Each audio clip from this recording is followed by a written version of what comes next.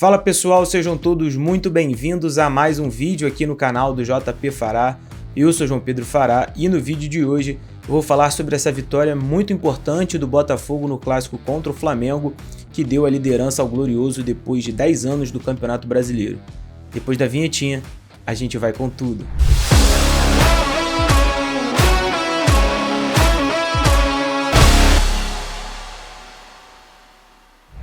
No meu último vídeo eu comentava sobre a virada de chave que o Botafogo conseguiu após o início de ano muito ruim. Entre os 4 grandes do Rio, foi o Botafogo que teve o pior desempenho no Campeonato Carioca, no Campeonato Estadual, não conseguindo nem se classificar às semifinais. Mais uma virada de chave que começou ali na Taça Rio e uma sequência de boas vitórias, sem perder também, tanto na Sul-Americana, na Copa do Brasil e no Campeonato Brasileiro. Essa sequência deu muita confiança ao time do Luiz Castro, que foi jogar esse clássico contra o Flamengo como uma final. O Botafogo no Maracanã, nesse clássico contra o Flamengo, entrou de uma forma de jogo diferente, jogando muito pouco com a bola nos pés, tendo pouca saída, muito pelo fato da equipe do Flamengo, treinada pelo Jorge Sampaoli, ter a característica de ter a bola o tempo inteiro. Mas o Luiz Castro não teve vergonha, manteve o esquema para jogar de maneira reativa e teve boas saídas, principalmente com o Vitor Sá. No segundo tempo teve com o Luiz Henrique,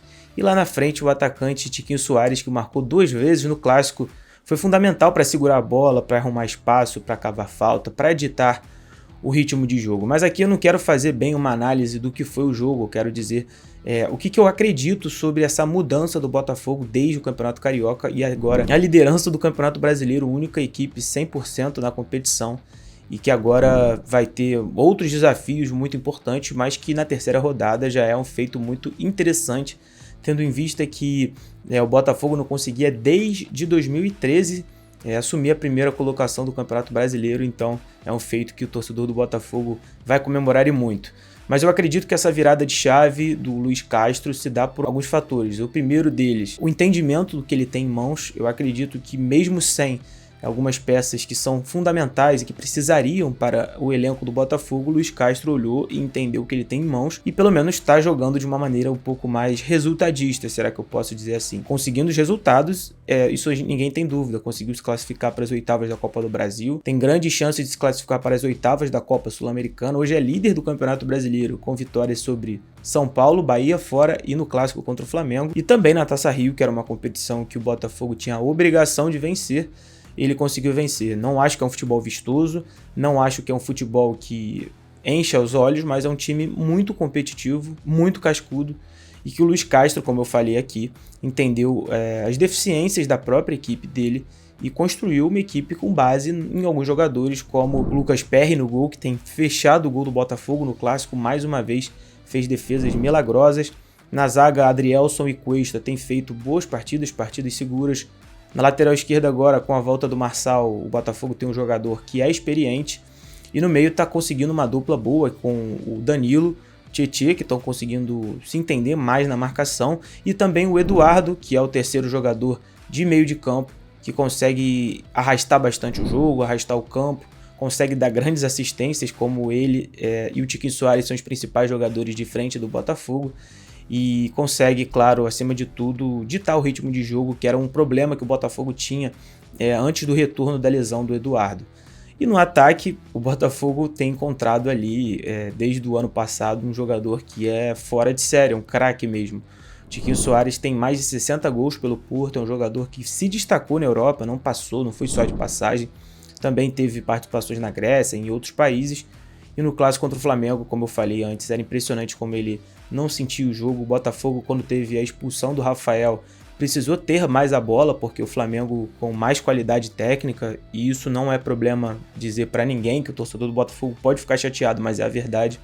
Ele dominava no peito, ele saía jogando, ele cavava falta, sem contar ter marcado 2 vezes, uma vez de pênalti e uma no terceiro gol em linda jogada do Tietê. Então, são alguns pontos ali que o Botafogo encontrou na equipe titular, com jogadores cascudos como Marçal, como Eduardo, como Tiquinho Soares, como o próprio Tietê, enfim, que conseguiram esses pontos fazerem com que o time do Luiz Castro conseguisse os resultados.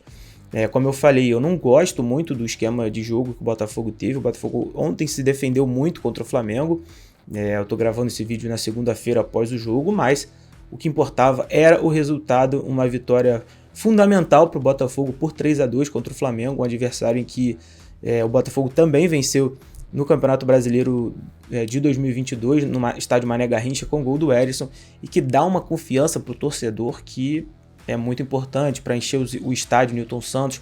O Botafogo tem uma sequência difícil agora, enfrenta Atlético Mineiro pelo Brasileiro, também Corinthians, também enfrenta a LDU pela Copa Sul-Americana, então não vai ter jogo fácil. O Botafogo, reafirmo, precisa sim de contratações para o elenco. Eu não sou da teoria de que o elenco do Botafogo é bom para o Campeonato Brasileiro, mas acima de tudo o Luiz Castro conseguiu girar a chave, conseguiu engolir as críticas, e eu fui um dos críticos. Eu acredito que naquela ocasião ele deveria sim ter sido demitido quando ele não conseguia resultado de jeito nenhum, porque não conseguia resultado e não conseguia desempenho. Mas eu falar agora que merece demissão após 12 jogos sem perder, após uma série de vitórias, seria muito injusto da minha parte, porque os resultados estão sim aparecendo pelo lado do Botafogo, e que certamente lá na Flórida o John Textor está muito feliz. O Botafogo nas redes sociais postou bastante comemorando esse clássico, que foi uma vitória contra um Flamengo que está em uma nova fase de construção de estilo de jogo com o Jorge Sampaoli, mas que